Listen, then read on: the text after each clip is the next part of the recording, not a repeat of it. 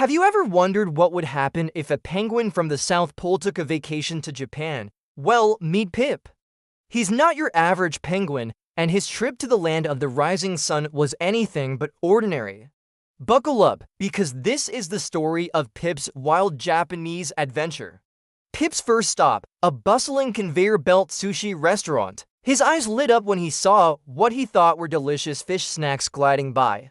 But instead of eating them, he saw something much more fun, a giant sushi roll that looked just like a perfect icy sled.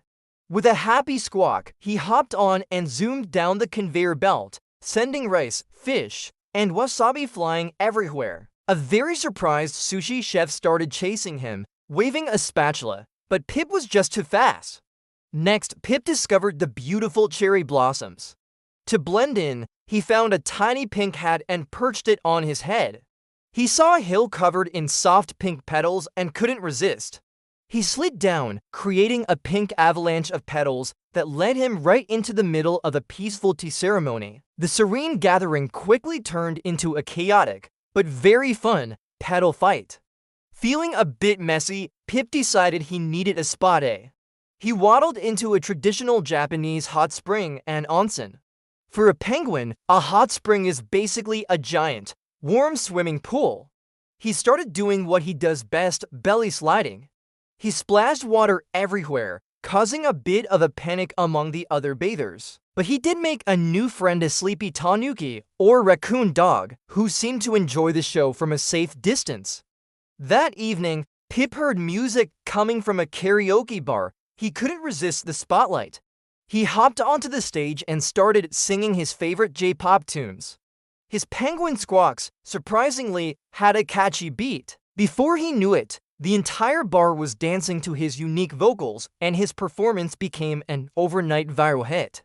They called it the Penguin Squawk. The next day, Pip wandered into a quiet samurai dojo.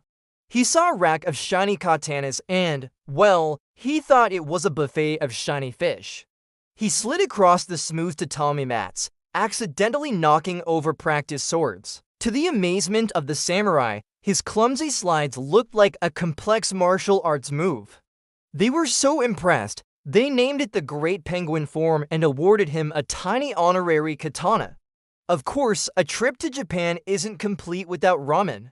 Pip entered a ramen slurping contest, but he just couldn't figure out chopsticks. So he did the next best thing. He belly slid right into the giant bowls, slurping up noodles like a vacuum cleaner. The crowd roared with laughter and applause. He was crowned the ramen champion of Tokyo. For his grand finale, Pip accidentally waddled into a sumo wrestling arena. Before he knew it, he was mistaken for a new challenger. He found himself on the Dojo, facing a wrestler twice his size. What did Pip do? He slid. He zoomed across the ring and knocked the giant sumo wrestler right off his feet. Pip became a legend, even getting his own tiny sumo belt. From sushi slides to sumo showdowns, Pip the Penguin certainly left his mark on Japan. It just goes to show, adventure is waiting everywhere, even for a small penguin far from home. Thanks for watching Pip's incredible journey. If you enjoyed his story, don't forget to like, subscribe, and hit that notification bell for more amazing adventures. See you next time.